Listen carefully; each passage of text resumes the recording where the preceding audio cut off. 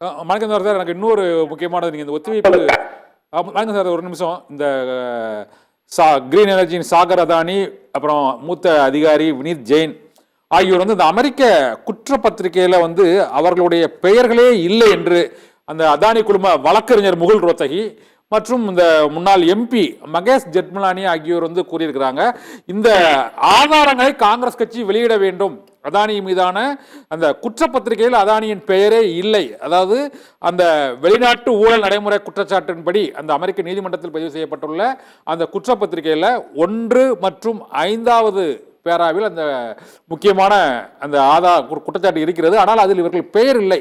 சாகர் அதானி பெயரோ, கௌதம் அதானி பெயரோ, வினீத் ஜெயின் பெயரோ இல்லை. இந்த ஆதாரங்களை காங்கிரஸ் கட்சி வெளியிட வேண்டும் என்று மகேஷ் ஜெட்மலானியும் இவர் முகுல் ரோத்தகியும் இன்னைக்கு கொடுத்துருக்காங்க சார். அது ஏற்கனவே அவங்க அதானி குழுமம் ஒரு மறுப்பு தெரிவிச்சிருந்தாங்க. இன்னைக்கு ஒரு பொதுவான வழக்கறிஞர்கள் அப்படி சொல்லியிருக்காங்க சார். இந்த ஆதாரங்கள் உண்மையிலே இருக்க குற்றப்பத்திரிகையில பெயர் இருக்குதா, இல்லடா அது தொடர்பான ஆதாரங்கள் இருக்குதா சார்?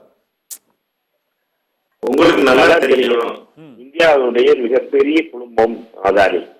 அவர்கள் மிகப்பெரிய குடும்பமானதுக்கு காரணம் இந்தியாவுடைய இந்தியாவுடைய 2வது பணக்காரர்கள்.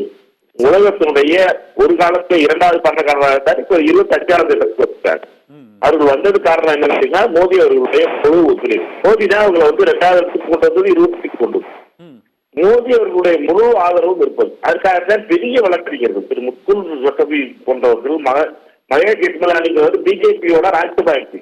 இவர்கள் எல்லாம் காசு வாங்கணும். அவங்கெல்லாம் சொல்றாங்க, நாங்கெல்லாம் காசு வாங்கல, நாங்க வந்து அவர்களை பத்தி தப்பா பேசுறேன்னா பத்திரிகையாளர் எவ்வளவு இந்த நாட்டை தேக்கப்பட்டுள்ளவர்களா இருக்காங்க பார்த்தீங்களா? அதாவது ஒரு பெரிய தொழில் நிறுவனம் வந்து அமெரிக்காவை தப்பு பண்ணி காசு வாங்கி இங்க இருக்க அரசியல்வாதிகளுக்கு காசு கொடுக்கறதுக்காக நாங்க காசு வாங்குறோம், நாங்க உங்க பங்கு சந்தையில காசு வாங்கி போறோம், உங்க கம்பெனில இருந்து எடுத்து போறோம்னு சொன்ன ஒரு நிறுவனத்தை பத்தி இங்க இருக்க மிகப்பெரிய வழக்கறிஞர்கள் வந்து அதற்கு ஆதரவு தெரிவித்து பேசும்போதே தெரியலையா என்ன தவறுகளா நடந்திருக்குன்னு.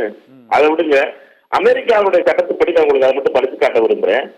Foreign corrupt practices act, FCPA அவங்களுடைய சட்டம், அமெரிக்கால இருக்க சட்டம். அமெரிக்க சட்டத்துல வந்து அசூர் பவர் குளோபல்ங்கிற நிறுவனத்துல தான் அதானி வந்து அவங்க வந்து அதானியோட உறவு இருக்கு. எப்பொழுதுமே உங்க எல்லாருக்கும் தெரியும், இன்கம் டாக்ஸ் நம்ம இந்தியாவில வந்து income tax act. Income tax ஆக்ட்ல வந்து ஒரு சைனா கம்பெனியே இந்தியா கம்பெனி சேர்ந்து ஒரு ஒரு துறையில வந்து வேலையை ஆரம்பிக்கிறாங்க.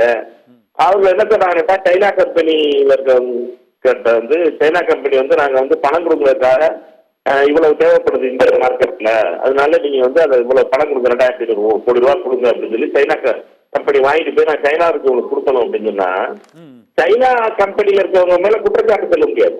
நம்ம இந்தியாவுடைய இன்கம் டாக்ஸ் சட்டப்படியே இந்திய கம்பெனி மேலதான் இன்கம் டாக்ஸ் மூலமா நம்ம சட்டம் எடுக்க முடியும். சைனால இருக்க சட்டத்தை சைனாக்காரங்க மேல போட முடியும். சைனால இருக்க நிறுவனங்கள் தான், அமைப்புகள் தான் அவங்க மேல நடவடிக்கை எடுக்க முடியும். எப்படி வந்து அமெரிக்கால இருக்க அமைப்புகள் வந்து அமெரிக்க கம்பெனி மேல நடவடிக்கை எடுத்திருக்கோ, எப்படி சார்ஜ் ஃபைல் பண்ணிருக்கோ, அது மாதிரி இங்க எல்லாத்துக்கும் சொல்லி குடிக்கிற ஈடியும் சிபிஐயும் என்ன இருக்கிறோம். அவர்கள் ஏன் நடவடிக்கை எடுக்க முடியும்? எதுவுமே தெரியாத மாதிரி கண்ண முடிக்கிட்டு இருக்காங்களே, கூட கண்ண முடிக்கிட்டு இருந்தா இருட்டாயிரம் இருக்காங்களே. இதுதான் பிரச்சனை. ஈடியும் சிபிஐனுடைய மௌனம் தான் பிரச்சனை. இந்த பிரச்சனை இவ்வளவு 2500 கோடி ரூபாய்க்கு லஞ்சம் கொடுத்து இங்க இந்தியாவில வந்து லஞ்சம் கொடுத்திருக்கோம் அப்படின்னு சொல்லி அங்க வந்து ஒரு நிறுவனத்துக்கு மேல கோர்ட்ல சொல்லியிருக்காங்க. நீங்க வந்து சுவிஸ் ரேடியோல போக்கஸ் ஊழல் வரும்போது என்ன வச்சு கேட்டீங்கன்னா, சுவிஸ் ரேடியோல இந்தியாவில இருக்க 67 கோடி ரூபாய்க்கு நாங்க வந்து ஏதோ ஊழல் நடந்திருக்கு, 67 கோடி ரூபாய்க்கு ஊழல். சுவிஸ் ரேடியோல ஒரு செய்தியை வச்சு அரசாங்கம் இதற்கான குறை வந்துச்சு, கிரிமினல் கேஸ் வந்துச்சு, சிபிஐ என்கொயரி வந்துச்சு. தவறாக திரு ராஜீவ்காந்தி மீது செய்து அரசியல் செய்த விபி சிங் போன்றவர்கள் இருந்தார்கள். கடைசியில் திரு ராஜீவ்காந்தி மீது ஒரு தவறும் இல்லை, அவருக்கு தெரிய அதுல தவறு செய்தது மற்றவர்கள் அப்படிங்கிறத தெரிஞ்சு. இதுதான் ஜனநாயகம். ஒரு நடவடிக்கை எடுக்காங்க சிபிஐ, ஒரு நடவடிக்கை எடுக்கல. நீங்க இப்போ சிபிஐ நடவடிக்கை எடுக்கல. ஈடி எல்லாத்துக்கும் தப்பி கொதிக்கிற ஈடி இதை பத்தி ஒரு விஷயமும் பேசல. எந்த வித நியாயம்னு கேட்கல.